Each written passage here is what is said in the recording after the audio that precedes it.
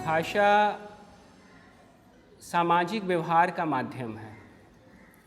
मनुष्य समाज में जन्म लेता है, पलता है, बढ़ता है। समाज में रहने के लिए लोगों से संबंध संपर्क स्थापित करने के लिए और उससे भी आगे बढ़कर एक विस्तृत दायरे में उस समाज से अलग और आगे अपने राज्य के लोगों से, देश के लोगों से और फिर दुनिया के लोगों से जुड़ने के लिए भी भाषा जरूरी होती है। हम इसीलिए भाषा सीखते हैं, जानते हैं।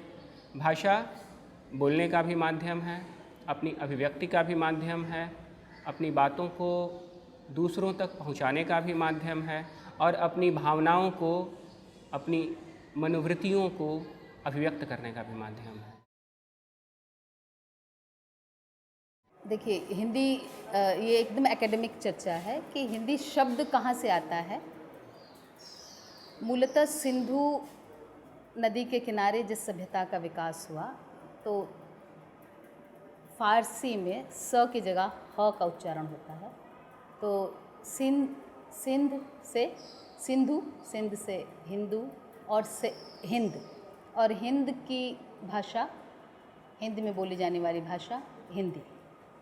तो एक तरह से पूरे भारतवर्ष में, एक तरह से उत्तर भारत अगर पूरा ले लें, जो सिंधु नदी के बाद का क्षेत्र था, पूरा हिंदुस्तान जिसे हम कहते हैं, वो सिंधु से ही हिंदू से हिंदुस्तान बना। वहाँ की जो संपर्क भाषा थी उसे ही हिंदी कहा गया। हिंदी शब्द का उल्लेख 12वीं-13वीं शताब्दी के आसपास मिलता है, लेकिन इस शब्द का उल्लेख जिस समय मिलता है उस समय ठीक ठीक भाषा के रूप में इसका उल्लेख नहीं मिलता है। उस समय जो प्रचलित शब्द थे हिंदवी, हिंदी, हिंदुस्तानी, फिर उससे लगे हुए और शब्द विकसित हुए हिंदू, हिंदुस्तान। इसमें हिंदी और हिंदवी ये दो शब्द लगभग पर्यायवाची के रूप में प्रयुक्त होते थे।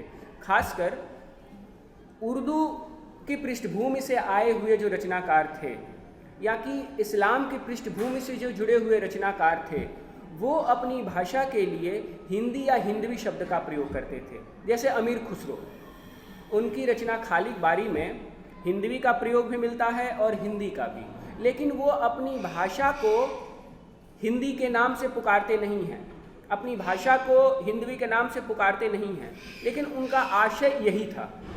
उसी तरह से अगर हम हिंदी की पृष्ठभूमि से या कि कहें कि उस संस्कृत भाषा की पृष्ठभूमि से आए हुए रचनाकारों पर हम देखते हैं, जैसे कबीर हैं, तुलसी हैं, तो इनके यहाँ भाषा तो थी भोजपुरी या कि अवधी, लेकिन ये अपनी उस हिंदी भाषा को हिंदी नहीं कहते थे, इसे भाखा कहते थे। तो आप देखेंगे कि जो उर्दू की पृष्ठभूमि से आए हुए रचनाकार थे इस भाषा को हिंदी कहते थे, और हिंदी की पृष्ठभूमि से आए हुए रचनाकार थे इस भाषा को भाखा कहते थे। और लेकिन दोनों का आशय उसी हिंदी से था। बाद में 18वीं या 1800 ईस्वी में इसी राइटर्स बिल्डिंग में एक फुट विलियम कॉलेज की स्थापना हुई बिलेजली के द्वारा, और उसके अध्यापक नियुक्त किए गए जॉन गिलक्राइस्ट। जॉन गिलक्राइस्ट वो पहले व्यक्ति थे जिन्होंने इस हिंदी को सांप्रदायिक रूप और रंग दिया। उन्होंने पहली बार इस कॉलेज के अंतर्गत जो अध्यापक थे और अध्यापक जो नियुक्त किए गए, उन अध्यापकों के बीच यह बात बैठाई कि हिंदी हिंदुओं द्वारा बोली जाने वाली भाषा है और उर्दू मुसलमानों द्वारा बोली जाने वाली भाषा है। यानी कि भाषा को पहली बार धर्म से जोड़ने का प्रयत्न जॉन गिलक्राइस्ट ने किया। हिंदी तो देखिए, यह तो एक भाषा है, एक चिन्ह है जिससे आप, लेकिन जो आप लिखते हैं उसके लिए आपका जो सामाजिक अनुभव होना चाहिए, वह जो ज्ञान के जो विभिन्न क्षेत्र हैं, चाहे वो म्यूज़िक हो, चाहे वो पोइट्री तो सीधे सीधे साहित्य की ही चीज़ है, या वो फिल्म मेकिंग हो, चाहे वो अभिनय हो, चाहे कोई भी चीज़, वैज्ञानिक कोई अनुसंधान हो, कोई आभ्यंतिकी हो, तो उस नॉलेज का जो फ्यूज़न है वह एक भाषा के माध्यम से कहीं पर आता है। मान लीजिए आप ये कहें कि पर्यावरण पर हिंदी में लिखने वाला कोई अच्छा आदमी नहीं है। तो मैं इस सवाल को थोड़ा उलट दीजिए कि कोई ऐसा आदमी हो जो पर्यावरण की अच्छी समझ रखता हो मतलब उस पर लगा हुआ हो, उस पर पंजा हुआ हो, और वह अपनी बात को हिंदी में लिखे, तो पर्यावरण में अच्छे हिंदी वाले आ जाएंगे। लेकिन आपकी हिंदी, मान लीजिए किसी कारण से आपने बनारस इलाहाबाद करके या दिल्ली पंचकुला करके हिंदी को थोड़ा चुस्त दुरुस्त कर भी लिया, लेकिन उस बेसिक सब्जेक्ट का ही अगर आपके पास ज्ञान नहीं है या अनुभव नहीं है या उसके जो नुआंस हैं, उसकी जो फिनेस है, तो आप क्या लिख सकते हैं? आप तो किसी ब्रोशर पे छपने वाला और किसी ट्रैवल गाइड टाइप का कुछ कोई समय सारणी, रेलवे टाइम टेबल दे करके वैसा ही लिख सकते हैं। तो लैंग्वेज का मामला नहीं है। मान लीजिए न्याय व्यवस्था की बात है, तो जूरिस्प्रूडेंस के ऊपर अगर आपकी पकड़ है मतलब आपने उस पर जीवन झोंका है, 5 बरस 10 बरस आपने लगाए हैं, तो उस बात को आप हिंदी में कहिए तो वह प्रभाव हिंदी में आ जाएगा। उस बात को आप तमिल में कहिए तो तमिल में प्रभाव आ जाएगा। जिस हिंदी को आज आमतौर पर खड़ी बोली के रूप में भी जाना जाता है, यह हिंदी बाजार की भाषा थी। यह हिंदी सबसे पहली बार बाज़ार में विकसित हुई। यह बाज़ार था जब दिल्ली राजधानी थी और उसके इर्द गिर्द आगरा और दिल्ली के इर्द गिर्द के शहरों को मिलाकर जो बाज़ार लगता था, उस बाज़ार में बोली जाने वाली भाषा हिंदी थी, खड़ी बोली हिंदी। जब मुग़ल साम्राज्य ध्वस्त हुआ, उसका ध्वंस हुआ, तो वह बाज़ार टूट गए और बाज़ार के टूटने से वो व्यापारी जातियाँ जो थीं, जो व्यापार करती थी उन बाज़ारों में, वो पूरे देश में फैलने लगी।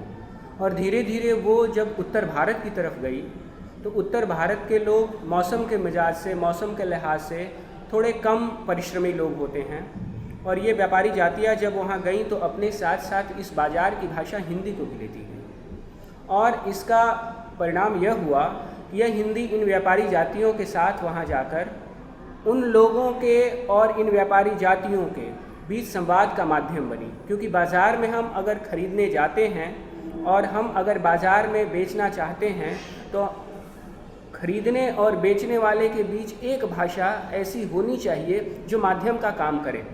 तो यह हिंदी जो है बाज़ार से विकसित हुई और धीरे धीरे बाज़ार में पली बढ़ी पनपी। इसकी जड़ें ढूंढें तो ये भारोपीय परिवार की भाषा है, इंडो यूरोपियन लैंग्वेज। और संस्कृत को हम इसके कह सकते हैं, इसके स्रोत के रूप में देख सकते हैं। वैदिक संस्कृत, फिर लौकिक संस्कृत, वहाँ से आगे चलकर पाली, प्राकृत, अपभ्रंश, और उसके बाद हिंदी और अन्य जितनी आधुनिक उत्तर भारतीय भाषाएं हैं, आर्य भाषाएं, उनका जन्म होता है। पार्टीशन के बाद चूँकि हिंदी जो है वो जो पूरे लगभग उत्तर भारत की भाषा थी, मतलब बिहार झारखंड से लेकर के और पश्चिमी पंजाब तक, तो हिंदी के राजभाषा बनने में भी, राजभाषा मतलब यह भी कोई बहुत गर्वोक्ति नहीं है, लेकिन किसी राष्ट्र की एक कॉमन लैंग्वेज के रूप में चूँकि और कोई बेहतर विकल्प उपलब्ध नहीं था, तो यह संख्या का मामला है, यह इसमें कोई भाषा श्रेष्ठता का मामला नहीं है। तो यह विचार रखा गया कि एक लिंक लैंग्वेज के रूप में हिंदी शायद ज़्यादा उपयुक्त है। इसका कभी भी अर्थ यह नहीं है कि हिंदी बंगला से या मलयाली से या कन्नड़ से या तमिल से बेहतर या कमतर भाषा है। किताबों के स्तर पे बहुत सारी चीज़ें जान जाते हैं, लेकिन फिर भी जो वास्तविक जो कड़वी सच्चाई है कि भाषा असल में क्या होनी चाहिए, हम लोग कहाँ से कहाँ पहुँच गए, राष्ट्रभाषा के रूप में हिंदी हमारे सामने क्या थी और आज हमने क्या किया, राष्ट्र की जगह उसको सीमित करके राजा की भाषा, राजा तो है ही नहीं लेकिन राजा की भाषा, राजभाषा, वही कहूँ कि उसको वहाँ तक घसीट के ले और कुछ लोगों की भाषा बना दिया। और उसके बाद हम बहुत ऊंचे ऊंचे बातें करते हैं कि हमने हिंदी की ये विकास हो गया, हिंदी का वो विकास हो गया, पर क्या विकास हुआ? अगर हम देखें, संवैधानिक स्थिति मिल गई हमको, माने आज़ादी के बाद कितनी बड़ी बातें हमने सोची कि हिंदी की यहाँ पहुँचाएंगे, ऑफिशियल लैंग्वेज बनाएंगे, लेकिन हम ये भूल गए कि ऑफिशियल लैंग्वेज बनाने के चक्कर में हमने सिर्फ उसको ऑफिशियल लैंग्वेज बना दिया। देखिए, हिंदी अगर हम कहें तो राष्ट्रभाषा है, लेकिन हिंदी अकेली राष्ट्रभाषा नहीं है। हमारे संविधान की 8वीं अनुसूची में जितनी भाषाएं हैं, अभी 22 भाषाएं हैं, वे सभी राष्ट्रभाषाएं हैं। और राजभाषा उस भाषा को कहते हैं जिससे राजकाज चले, यानी जिससे ऑफिशियल और प्रशासनिक कार्य होता है। आपका एक प्रश्न था कि हिंदी राष्ट्रभाषा क्यों नहीं हो पाई। इसके पीछे बहुत लंबी कहानी है जिसके लिए समय नहीं है, लेकिन ये बात ज़रूर है कि आज़ादी के पहले वस्तुतः हिंदी को सबने राष्ट्रभाषा के रूप में स्वीकार कर लिया था, क्योंकि यही एकमात्र ऐसी भाषा हो सकती थी जो पूरे भारत में एक संपर्क की भाषा बन सके। अन्य भाषाओं की महत्ता को अस्वीकार किए बिना ये मानना तो पड़ेगा ही कि हिंदी सबसे ज़्यादा लोगों द्वारा बोली और सबसे महत्वपूर्ण बात मुझे लगता है समझी जाती है, क्योंकि भाषा जितने अधिक समझी जाएगी उसका उतना प्रसार होता है। लेकिन आज़ादी के बाद जब वैधानिक तौर पे ये तय करना था कि कौन राष्ट्रभाषा के पद पर विराजमान होगा, तो ये एक पॉलिटिकल इशू बन गया, एक राजनीतिक इशू बना और कई तरह से विरोध है। आप अगर इतिहास पलट कर देखें तो दक्षिण भारत में बहुत प्रखर विरोध है, उसके कारण हैं, उनसे असहमति नहीं हो सकती है। तो एक दबाव आया और अंततः ये स्वीकार किया गया। मुझे लगता है कि ये सही भी था कि सिर्फ हिंदी ही इस देश की भाषा नहीं है, बहुभाषा भाषी देश है, और भी भाषाएं, लेकिन ये ज़रूर है कि आज भी हिंदी प्रथम राष्ट्रभाषा अवश्य है। और राजभाषा का जहाँ तक सवाल है, हिंदी कागज़ में ज़रूर राजभाषा है, लेकिन व्यवहारिक तौर पे जो सपना देखा गया था वो नहीं पूरा हुआ है। हिंदी की दूसरी विशेषता यह है कि शुरू से ही अगर हम देखें तो सत्ता, वो चाहे मुग़ल सत्ता रही हो या बाद में अंग्रेज़ी सत्ता, उस सत्ता का संघर्ष इसे देखना और झेलना पड़ा है। सत्ता का समर्थन हिंदी को कहीं नहीं मिला, कभी नहीं मिला, और इसके बावजूद हिंदी अगर आज तक बची हुई है तो इसकी वजह लोग हैं। जैसे शुरुआती दौर में जो हमारे यहाँ जनपद थे, ऐसे जनपद जिन जनपदों में अवधी बोली जाती थी, ऐसे जनपद जिन जनपदों में व्रज बोली जाती थी, ऐसे जनपदों को मिलाकर जब एक बाज़ार बना तो उस बाज़ार में इन जनपदों के लोग जुड़ते थे, तो बजाय कि अपने जनपद की भाषा के एक ऐसी सामान्य भाषा में बातचीत करना उन्हें आवश्यक ज़रूरी जान पड़ता था जिस भाषा को जनपदों के लोग आपस में भी समझें, बोलें, और व्यापारी जातियां भी, जो व्यापारी वर्ग के लोग हैं, वो भी समझ सकें और बोल सकें। इसका सुपरिणाम यह हुआ कि अवधी और व्रज के रहते हुए ही उन बाज़ारों में, उन जनपदों के जो बाज़ार थे, उन बाज़ारों की भाषा खड़ी बोली हुई। इस तरह से खड़ी बोली जहाँ जहाँ बाज़ार गए उन बाज़ारों के साथ लगी चली। जो संविधान में जो सारे बने हुए हैं राजभाषा अधिनियम, उसमें इतने संशोधन हुए। एक बात आपको बताऊं, पता नहीं सबने पढ़ा है कि नहीं पढ़ा संविधान, और उसमें से वो अधिनियम, उसमें बार बार ये रिपीट किया जाता है कि 15 जब हम हिंदी का ज्ञान प्राप्त कर लेंगे, कार्य साधक ज्ञान प्राप्त कर लेंगे, तब हिंदी को प्रतिष्ठित कर देंगे। तो हम कार्य साधक ज्ञान कब प्राप्त करेंगे? अगर आपको कह दिया जाए कि आपका काम चलता रहेगा, तो मुझे लगता है हिंदी क्या अंग्रेजी क्या हम कुछ नहीं सीखेंगे। जब 1857 की क्रांति हुई थी, उस दौर में ही उसके असफल होने के बाद लोगों को ये अंदाज़ा लग गया था कि एक सामान्य ऐसी भाषा चाहिए जिससे हम संदेश प्रसारित कर सकें। और कांग्रेस ने भी ये स्वीकार किया था, गांधी जी ने दबाव दिया था कि आप कांग्रेस की कार्यवाहियों को हिंदी में दर्ज करें। अर्थात ये तो हमारी राष्ट्रीय चेतना के साथ हिंदी की आइडेंटिटी खड़ी हुई थी, पहचान खड़ी हुई थी। और सुभाष चंद्र बोस हों, रविन्द्रनाथ ठाकुर हों, गांधी तो हैं ही, लगभग सभी दक्षिण भारत के भी विचारकों ने ये स्वीकार किया था कि इस देश की राष्ट्रीय चेतना को द्योतित करने वाली और इस देश की संस्कृति को दुनिया के सामने खड़ी करने के लिए अगर किसी एक भाषा को चुनना है तो वो अंग्रेज़ी तो बिल्कुल नहीं हो सकती, तो कौन सा दूसरा विकल्प हो सकता है? तो हिंदी के अलावा दूसरा कोई विकल्प नहीं था। देश जब आज़ाद हुआ तो हमारे यहाँ राज्यों का गठन भाषाई आधार पर हुआ। बांग्ला बोलने वालों को बंगाल मिला, उड़िया बोलने वालों को उड़ीसा मिला, असमिया बोलने वालों को असम मिला, पंजाबी बोलने वालों को पंजाब मिला, लेकिन हिंदी बोलने वालों को बिहार मिला, उत्तर प्रदेश मिला, मध्य प्रदेश मिला।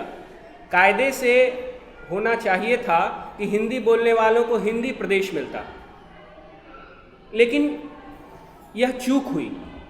राज्यों का गठन ठीक तरीके से नहीं हुआ। हम सब कुछ भूलकर, किसी जाति, किसी धर्म, सब कुछ भूलकर अगर हम एक हुए तो हिंदी के बहाने, हिंदी के सहारे। तो आज ऐसी स्थिति क्यों आन पड़ी कि हम लोगों को हिंदी अलग और ये अलग। मुझे तो लगता है अभी भी, आज भी हमारे इस मल्टीनेशनल, मल्टीकल्चरल नेशन में हिंदी आप देखिए उठा के कहीं चले जाइए, आपको हिंदी बोलने वाले हर जगह मिलेंगे। चाहे आपको बोलने वाले फिर भी कम मिले, पर समझने वाले तो मिल ही जाएंगे। और इसमें सबसे बड़ा रोल, चाहे फिल्मों को हम जितना भी जो कुछ कर लें, मीडिया को, फिल्म को, इसने बहुत बड़ा रोल अपनाया है। और जहाँ जाते हैं देखिए, हिंदी स्थानीय भाषा के रूप में प्रभाव लेकर सामने खड़ी हो जाती है। बम्बईया हिंदी, कलकत्ता की हिंदी, बिल्कुल समझ में आ जाता है कि ये वहाँ के लोग हैं। तो ये जो जोड़ने का काम कर रही है हिंदी, इसने पहले भी किया और आज भी कर रही है। कुछ हद तक अगर हम अंग्रेज़ी के बाद दूसरी किसी भाषा की ओर देखें जिसमें रोज़गार के अवसर हैं, अंग्रेज़ी के बाद ही, तो मुझे नहीं लगता कि इसमें मुझे दोहराने की ज़रूरत है, हिंदी ही वो भाषा है।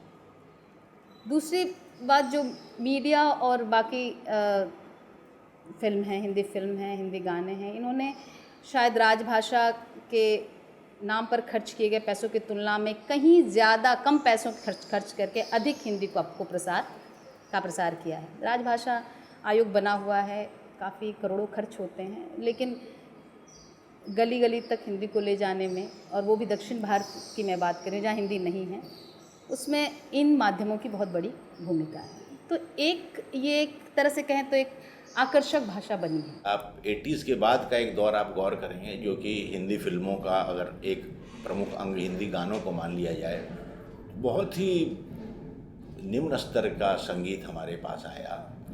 तो उसकी वजह यह थी कि उन लोगों के, उनका रूटेडनेस जो है वो हिंदी में नहीं था, और इनफैक्ट उनका रूटेडनेस किसी भी लैंग्वेज में नहीं था, जिसको मदर टंग कहते हैं या अपनी देसी भाषाएं कहते हैं। और यह कोई हिंदी, बल्कि एफएम रेडियो को भी उसमें जोड़ लीजिए, तो अभी हिंदुस्तान के जो बढ़िया एफएम वाले हैं, सभी भाषाओं में ही होगा, चूँकि हम लोग हिंदी ऑफिस आता जाता हूँ तो गाड़ी में कोई काम नहीं होता तो एफएम सुनता हुआ आता हूँ, उतना ही ताल्लुक़ है। बहुत ही सामान्य और बहुत ही साधारण, बल्कि निम्न स्तर की हिंदी हमारे, मतलब ये संभव नहीं है एक लोकतांत्रिक मुल्क में, लेकिन उन्हें कायदे से बंद हो जाना चाहिए। तो सिर्फ एक फेसबुक के लाइक्स पे और कितने लोगों ने उसको अटेंड किया, इसको अगर पैमाना न माना जाए तो यह कोई हिंदी का बहुत उपकार नहीं हो रहा। इस पे खुश होने की कोई बात नहीं है कि 200 एफएम चैनल चल रहे हैं और 250 हिंदी फिल्में बनती हैं, और उसमें वो हिंदी फिल्म ना होकर के अगर वो बेल्जियन भी होती तो क्या होता मुझे पता नहीं। मेरा मानना है कि हिंदी फिल्मों ने हिंदी भाषा के विकास में बहुत महत्वपूर्ण भूमिका निभाई है। बल्कि फिल्मों में जो हिंदी अख्तियार की जाती है, जिस तरह की हिंदी बोली जाती है, मेरा यह मानना है कि उसी तरह की हिंदी राजभाषा के तौर पर भी इस्तेमाल की जानी चाहिए, क्योंकि वह हिंदी ऐसी हिंदी होती है जिसे मैं यकीनन कह सकता हूँ पश्चिम बंगाल में भी, कि आप उन फिल्मों के डायलॉग, उन फिल्मों के गीत बांग्ला भाषी युवाओं की भी ज़ुबान पर होते हैं, और वो उन्हें सहजता से याद कर लेते हैं, सहजता से गुनगुनाते हैं, सहजता से उन फिल्मों को समझ लेते हैं, देखकर पूरी कथा को समझ लेते हैं। तो हिंदी फिल्मों ने हिंदी को, और मेरा मानना है कि हिंदी का जो मानक रूप विकसित होना चाहिए, यही हिंदी जो फिल्में हमारे सामने रख रही हैं, यही हिंदी होगी जिसमें पूरा देश एक साथ बातचीत कर सकता है। देखिए, फिल्म तो एक सेंटर है, फिर अपनी पुरानी बातों से अगर कोई सूत्र पकड़ के कहूँ तो हिंदी फिल्में उस तरह से बहुत हिंदी फिल्में हैं नहीं। इनफैक्ट अगर हिंदी फिल्मों में आप टेक्निकली अगर हिंदी एक्टर एक्ट्रेसेस देखें तो ज़बरदस्ती आप एक अमिताभ बच्चन, शत्रुघ्न सिन्हा को वहाँ, वह भी शायद बरजोरी से घुसा सकते हैं, वरना हमारे समझिए पुरानी जो पॉपुलर फिल्मों की जो तिकड़ी जिसे कहते थे, दिलीप कुमार या राज कपूर या देवानंद, ये टेक्निकली हिंदी स्पीकिंग लोग नहीं हैं। हीरोइंस तो समझ लीजिए एक नरगिस, या किसी को आपने इलाहाबाद से जोड़ लिया या किसी को आपने बनारस से जोड़ लिया। अदरवाइज इसमें भी उस तरह से टेक्निकली हिंदी का वो फिल्में, आप बल्कि ऐसा कह सकते हैं कि वो फिल्में जो हैं वो हिंदी में डब हुई फिल्में हैं, इसलिए कि एक बड़ा बाजार मिलता है। डायरेक्टर्स में आप देख लीजिए, बल्कि जिसको स्वर्णिम दौर कहा जाता है, वो तमाम लोग वो पश्चिम भारत के, बल्कि वर्तमान भारत के, अभी के पाकिस्तान से आए हुए वो हिंदी उर्दू को जानने वाले लोग थे, जिनकी वजह से हिंदी गीतों को, और संगीत में तो समझिए कि आप रोशन का नाम ले लीजिए, मदन मोहन कह लीजिए, हमारे सचिन देव बर्मन, बल्कि जब से हिंदी के लोग, अब कुछ लोग जाने लगे हैं, जबकि उत्तर भारत के शहरों से कुछ बचे, लेकिन हिंदी फिल्मों का जो ईथोस है, जो मिलियू है, वह उस तरह से बहुत हिंदी नहीं है। एक तरफ हिंदी के ही नहीं, हिंदी के साथ साथ यहाँ की जातीय भाषाओं में लिखने वाले लेखक जो हैं, उन सब की स्थिति जो है कमोबेश एक समान है। और दूसरी तरफ अंग्रेजी में लिखने वाले लेखक जो हैं, इसकी मेरी समझ से जो वजहें हैं, पहली वजह तो यह कि अब धीरे धीरे हमारे पास ऐसे समाचार पत्र नहीं रहे जिनकी अखिल भारतीय व्याप्ति हो। द टाइम्स ऑफ इंडिया जैसे अखबार या कि द हिंदू जैसे अखबार, अगर फिल्मों ने हिंदी को मुख्य धारा की भाषा बना दिया है, तो इसके उलट देखें तो समाचार पत्रों ने हिंदी के साथ साथ जातीय भाषाओं को क्षेत्रीय भाषा के रूप में तब्दील कर दिया है। एक समाचार पत्र नहीं है ऐसा जिसकी व्याप्ति जो हिंदी में निकलता हो और उसकी व्याप्ति बहुत बड़े पैमाने पर हो, बहुत बड़े स्तर पर। दूसरा बुनियादी जो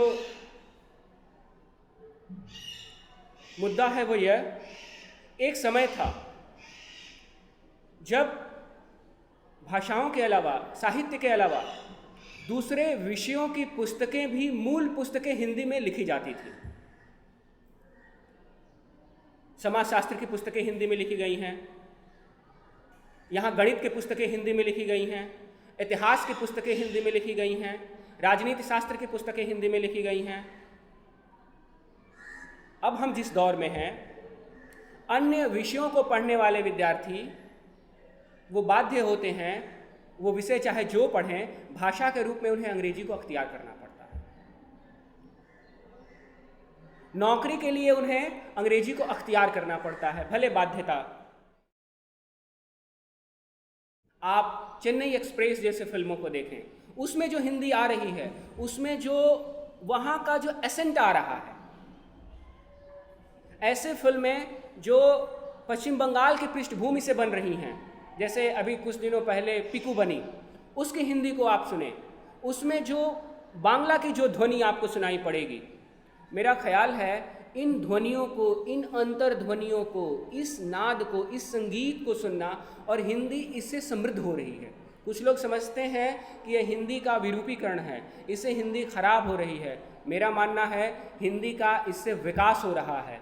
ये सब भाषाएं मिलकर, जैसे पहले व्रज, अवधी, भोजपुरी, राजस्थानी ने मिलकर हिंदी को बनाया था, मैथिली ने मिलकर हिंदी को बनाया था, आज हमारे देश की ये सारी भाषाएं मिलकर हिंदी को समृद्ध कर रही हैं। और एक समय आएगा जब हिंदी का अपना स्वतंत्र कुछ नहीं होगा। जैसे भारत अलग से कुछ नहीं है, अलग अलग राज्यों को हटा दें तो भारत कुछ नहीं है, सबको मिला दें तो भारत है। इसी तरह से हिंदी का आदर्श रूप होगा, हिंदी अपने में कुछ नहीं होगी, हिंदी सभी भाषाओं को मिलाकर बनी होगी, जिसमें तमाम भाषाओं के शब्द, तमाम भाषाओं की ध्वनियाँ उसमें अंतर्निहित होंगे। और ऐसी हिंदी हम किसी प्रदेश में कहीं भी जाएंगे सुनने को मिलेगी। बस यह होगा कि दिल्ली में जाएंगे तो वहाँ की छटा दिल्ली वाली होगी, पंजाब में जाएंगे तो वो पंजाब वाली होगी, केरल में जाएंगे केरल की होगी, बंगाल में जब हम सुनेंगे तो बंगाल वाली हिंदी होगी, लेकिन वो होगी हिंदी। जो भाषा सिर्फ अपनी शब्द संपदा तक सीमित रहती है वो कभी विकसित नहीं होती है। आप अंग्रेज़ी में देखिए, हज़ारों शब्द विदेशी भाषाओं के वहाँ शब्दकोश में, डिक्शनरी में हर वर्ष इंक्लूड होते हैं। वो भाषा को कमज़ोर भी नहीं बनाती और ख़तरे में भी नहीं डालती। हिंदी भाषा ने जब आकार ग्रहण करना शुरू किया उसी समय उसमें फ़ारसी, अरबी, तुर्की के शब्द आ गए। हम जब बोल रहे हैं हम ठीक ठीक नहीं बता सकते कि कितने शब्द हमारे यहाँ के और कितने, अब अलगाना भी मुश्किल है। अब डॉक्टर की जगह चिकित्सक बोलने वाले लोग कम हैं। मैं डॉक्टर को हिंदी का शब्द मान चुकी हूँ। अगर हम ज़िंदगी को मान सकते हैं तो डॉक्टर को मानने में क्या असुविधा है। ये इस भाषा की ताकत है जिसको आप कमज़ोरी समझ रहे हैं। ये अधिक से अधिक पचा सकती है अपने भीतर। और कई लोगों को ये खतरा लगता है, और विशेषकर एकेडमिक के लोगों को, कि भाषा जो है अंग्रेज़ी से कुछ शब्द ले रहे हैं, इंग्लिश विकसित हो रही है। वो विकसित होगी, आप रोक नहीं सकते। हिंदी अपने व्याकरणिक रूपरेखा को बनाए हुए नए शब्द लेगी। उसका सेंटेंस मेकिंग बिगड़ना नहीं चाहिए, उसका वाक्य बिगड़ना चाहिए, उसका व्याकरण नहीं बिगड़ रहा है अगर, और वो नए नए शब्द ले रही है तो वो एक तरह से संपन्न हो रही है। ये वो करती रही है, तभी वो, असल में हिंदी किसी की भी मातृभाषा नहीं है। आप ध्यान देकर देखिएगा, पूरे भारत में आप अगर घूम लें, आप किसी से पूछें, हम लोग लिख देते हैं मातृभाषा, लेकिन या तो हम भोजपुरी बोल रहे हैं या अवधी बोल रहे हैं या मैथिली बोल रहे हैं।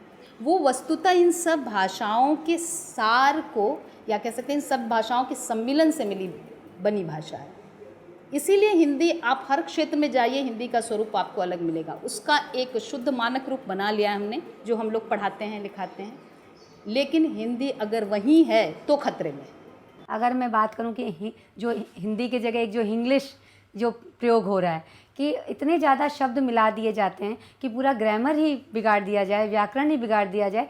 गतिशील है भाषा, बदलती है वो अपने स्थितियों से, पर कुछ जगह जानबूझकर जब बदली जाती है या ख़राब की जाती है। ये जो तकनीकी या टेक्नोलॉजी कोई ख़राब चीज़ नहीं है, पर कुछ लोग अपनी सुविधा के लिए कर लेते हैं, या सिर्फ दिखावे के लिए कि हमें हिंदी नहीं आती, इसलिए जानते हुए भी उसको तोड़ मरोड़ कर बोलना। और सबसे ज़्यादा जो लोग ज़्यादा ऊंची जगह पर हैं, बच्चे इसको शायद ख़राब नहीं करते, पर ऊंची जगह पर जो जानते हैं, जिनके पास शब्दों का भंडार है, वो दूसरी जगह लिख सकते हैं, बोल सकते हैं, वो बाकी जगह इस तरह से बातचीत करते हैं। वो चीज़ एक गलत हो रही है। जो हमारे प्रदूषण एक तरह से मैं कहूँगी जो भाषा में फैल रहा है, वो एक गलत हो रहा है, उसको रोकने की ज़रूरत है। पर एकदम से वो दकियानुसी हिसाब से बैठना कि नहीं हमको तो एकदम संस्कृतनिष्ठ हिंदी बोलनी है, तो फिर आप फिर जनता से दूर हो जाएंगे। तो मेरा इतना ही कहना है कि आप सचमुच में हिंदी के में अगर से जुड़े हैं, उसे प्यार करते हैं, उसको आगे बढ़ाना चाहते हैं, तो वर्तमान स्थिति में बिल्कुल प्रैक्टिकली सोचिए कि कैसे हिंदी को सब चीज़ों से जोड़ना है।